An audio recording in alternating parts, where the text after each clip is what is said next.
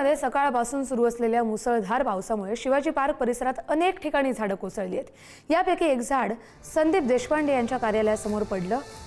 झाड हटवण्यासाठी महापालिकेचे कर्मचारी वेळेत न आल्यानं मनसे कार्यकर्त्यांनी स्वतः पुढाकार घेत हे झाड बाजूला केलंय।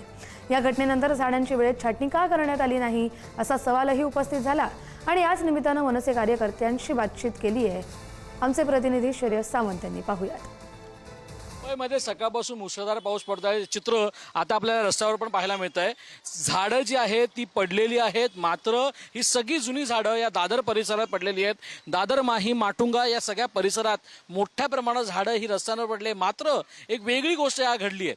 ह्या झाडं जिकडे पडले तिथंच आपण बघू शकतो तर मनसेचे मुंबई शहर अध्यक्ष संदीप देशपांडे यांचं कार्यालय आहे आणि त्या कार्यालयाच्या बाहेर एक झाड पडलेलं। मात्र हे झाड पडताना तिकडे त्या झाडाला बाजूला करताना कुठलाच अधिकारी अवेलेबल नसल्या कारणाने मनसे सैनिकांनी स्वतःहून त्या झाडाला बाजूला केलंय। सर, किती वाजता ही घटना घडली आणि काय सांगाल याबद्दल?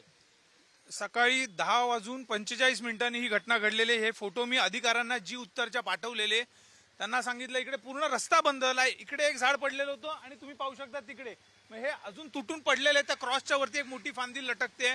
त्यांना वारंवार फोन केला, कळवलं। मुळात ही गोष्ट का घडली तर ही महानगरपालिका पावसाळ्याच्या आधी झाडांची छाटणी करते।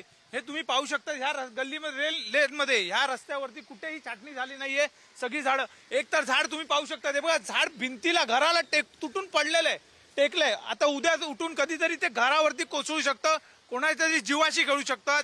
हे सत्ताधाऱ्यांनी ह्याच्यावरती अंकुश ठेवायला पाहिजे। ते अमित साटम तिकडे बोलता हसतायत, अरे खरं रस्त्यावरती उतरा आणि बघा लोकांना काय त्रास होतोय ते।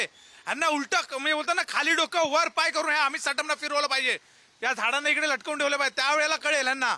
शिवाजी बाग सारख्या VIP ठिकाणी आपण मानलं जातं दादरमध्ये। दादर हा अपूर्ण म्हणजे कुठेही म्हणजे ट्रिमिंग होत नाहीये। आता आपण बघतोय सगळीकडे पाणी साचतं। इथे कधी आम्ही बघितलं नव्हतं एवढ्या वर्षामध्ये पाणी साचतंय।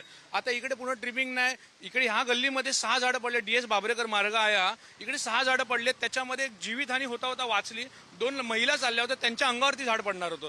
तर अशा ठिकाणी ह्यांना सांगतायत आम्हाला आणि ऋतू तावडे काय काम करतायत तर तिकडे समुद्रावर बसणाऱ्या लोकांना हलवतात। हे तुमचं काम आहे का? अरे जे पोलिसांचं काम आहे पोलिसांना करू दे, तुम्ही तुमचं काम करा। तुम्ही हा वेळ वाया का घालवताय आमचा? विकास सोबत श्रेयस, पुढार न्यूज, मुंबई।